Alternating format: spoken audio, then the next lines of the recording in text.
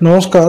আপনারা সবাই পশ্চিমবঙ্গ সরকারের জনপ্রিয় প্রকল্প লক্ষ্মী ভাণ্ডার সম্বন্ধে সবাই কিন্তু জানেন। তো এই প্রকল্পে আবেদন করতে পারে প্রতিটি মহিলা যাদের বয়স 25 বছরের ঊর্ধ্বে হয়ে থাকে এবং প্রতি মাসে 1000 টাকা, কিংবা যাদের কাস্ট সার্টিফিকেট থাকে তারা 1200 টাকা করে প্রতি মাসে পান 60 বছর বয়স অবধি। তো এখন এখানে ব্যাপারটা হলো এই, যখন কোনো মহিলা 25 বছরের পর লক্ষ্মী ভাণ্ডারের জন্য আবেদন করে এবং যখন তার বয়স 60 বছর পেরিয়ে যায়, তখনও কিন্তু সে প্রতি মাসে 1000 টাকা করে পাবেন।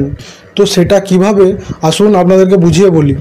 তো লক্ষ্মী ভাণ্ডার প্রকল্পে যারা জেনারেল ক্যাটাগরির মহিলা তারা পান 1000 টাকা প্রতি মাসে, এবং যারা SC ST ক্যাটাগরির মহিলা তারা 1200 টাকা পান প্রতি মাসে, যার বয়স সীমা 25 থেকে 60 বছর অবধি। কিন্তু যখন এই 60 বছরটিও কমপ্লিট হয়ে যাবে তখন কিন্তু লক্ষ্মী ভাণ্ডার প্রকল্পটিও বন্ধ হয়ে যাবে, এবং ঠিক তখনই সেই মহিলাটির নাম লক্ষ্মী ভাণ্ডার প্রকল্প থেকে উঠে গিয়ে বৃদ্ধ ভাতা প্রকল্পে উঠে যাবে, এবং বৃদ্ধ ভাতা প্রকল্পে প্রতি মাসে 1000 টাকা করে পেতে থাকবে। এই যে লক্ষ্মী ভাণ্ডারের আবেদনপত্রটি 60 বছর কমপ্লিট হওয়ার পর অটোমেটিক্যালি বৃদ্ধ ভাতা প্রকল্পের আন্ডারে চলে যাওয়ার কথা ছিল, কিন্তু লক্ষ্য করে দেখা গেছে যে মহিলাদের 60 বছর পূর্ণ হওয়ার পরেও তাদের লক্ষ্মী ভাণ্ডারের প্রকল্পে থেকে নাম বাদ পড়ে যাওয়ার পরেও কিন্তু বৃদ্ধ ভাতার লিস্টে তাদের নাম ওঠেনি। মুখ্যমন্ত্রী মমতা বন্দ্যোপাধ্যায়ের বারবার ঘোষণা করা সত্ত্বেও যাদের বয়স 60 বছর পেরিয়ে গিয়ে লক্ষ্মী ভাণ্ডার প্রকল্পটি বন্ধ হয়ে গিয়েছে, তা সত্ত্বেও বৃদ্ধ ভাতা প্রকল্পে তাদের নাম ওঠেনি। তো এরকম একটা সমস্যার জন্য কিন্তু অনেক বৃদ্ধ মানুষকে হয়রানির শিকার হতে হয়েছে।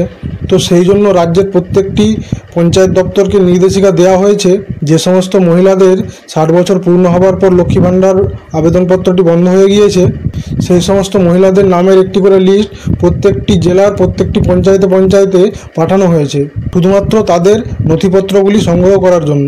এবং ইতিমধ্যেই অনেক পঞ্চায়েত অফিস কিন্তু নথিপত্র সংগ্রহের কাজ করাও শুরু করে দিয়েছে।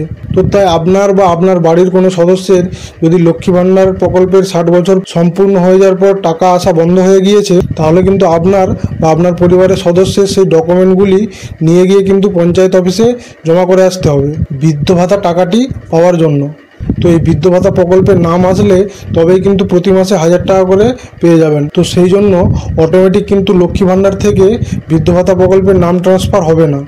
তো এবার যে সমস্ত ডকুমেন্টগুলি আপনাদেরকে পঞ্চায়েত অফিসে নিয়ে যেতে হবে, সেই সমস্ত ডকুমেন্টগুলির নাম আমি একবার বলে দিই। তো প্রথম হলো Aadhaar card, voter card, ration card, passport size রঙিন ছবি, এবং আপনার পাসবুকের জেরক্স, এবং যদি আপনার কাস্ট সার্টিফিকেট থেকে থাকে তাহলে কাস্ট সার্টিফিকেট জেরক্স করে নিয়ে যাবেন।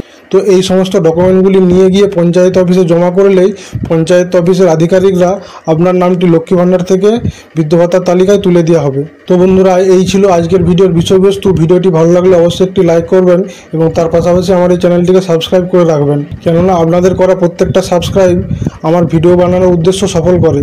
তো আবার দেখা হবে পরে নতুন একটা ভিডিওতে। সবাই খুব ভালো থাকুন, সুস্থ থাকুন। ধন্যবাদ।